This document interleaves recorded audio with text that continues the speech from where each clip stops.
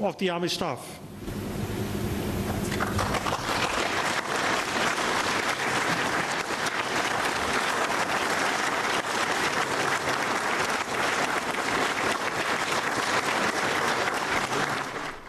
Most often, promotions are given when you perform well.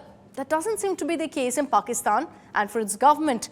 Days after being battered by India in Operation Sindoor, the Shehbaz Sharif government has promoted Pakistan's Army Chief General Asim Munir to the rank of Field Marshal. So the announcement said this: the government of Pakistan has approved the promotion of General Asim Munir to the rank of Field Marshal for ensuring the safety of the country and defeating the enemy based on the high strategy and courageous leadership. This was the communication from the Prime Minister's office in Pakistan. The promotion makes Asim Munir the second senior military officer in Islamabad's history to be elevated to this position.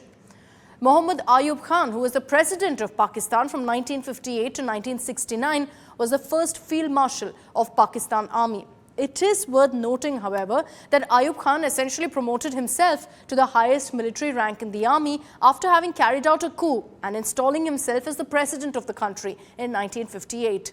The next year, 1959, nearing his age of retirement from the army, Ayub Khan awarded himself the rank of Field Marshal. The Indian and Pakistani armies follow the British pattern of ranks and privileges, and under these, a Field Marshal is considered to be on an active list till his death. He doesn't hold any office in official capacity beyond his date of retirement, but he's entitled to wear his uniform at any event he deems fit. India has had two Field Marshals, Sam Manekshaw and K.M. Kariappa. For Field Marshal Munir, the promotion marks a huge arc in his career.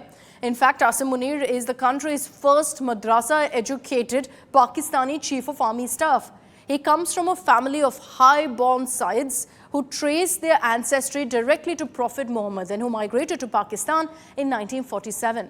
Munir was to retire in November 2025 after completing 3 years in the saddle. But in November 2024, he got Pakistan's parliament to pass a bill extending the tenure of all service chiefs from 3 years to 5 years, removing that upper age limit for a 4-star chief. Munir's current tenure will now end in 2027, after which he is still eligible for reappointment. So it's no coincidence that Munir was the head of the notorious Pakistani spy agency, the ISI, when it orchestrated the vicious Pulwama terror attack that saw the deaths of 40 CRPF personnel back on February 16, 2019. 6 years on, Munir, now de facto Supremo of Pakistan, is once again in India's crosshairs. He's popularly known as Jihadi General.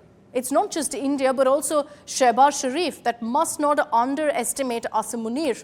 Those who have done so in the past have learnt their lesson the hard way. Among them was Imran Khan, who as Pakistan's Prime Minister cleared Munir's appointment as ISI chief in 2018, only to sack him 9 months later, apparently because Munir was bold enough to brief him about the alleged corrupt dealings of his wife Bushra Bibi. Munir never forgave Imran for the humiliation of being possibly the shortest serving ISI chief and bided his time to hit back. The opportunity came after Imran was deposed in an army-engineered parliamentary coup. This was in April 2022, and Munir, backed by a ruling coalition opposed to Imran, became the army chief that November. Months later, Asim Munir had Imran jailed on multiple charges of corruption that saw the former Prime Minister sentenced to 14 years in prison. And now, the Shehbaz Sharif government has made Asim Munir all-powerful. The elevation means that military supremacy supersedes civilian governance of Pakistan. Asim Munir now gets authority beyond future army chiefs. This would also mean that he has institutional immunity from scrutiny, accountability, or even post-retirement prosecution, which is why essentially he self-promoted himself.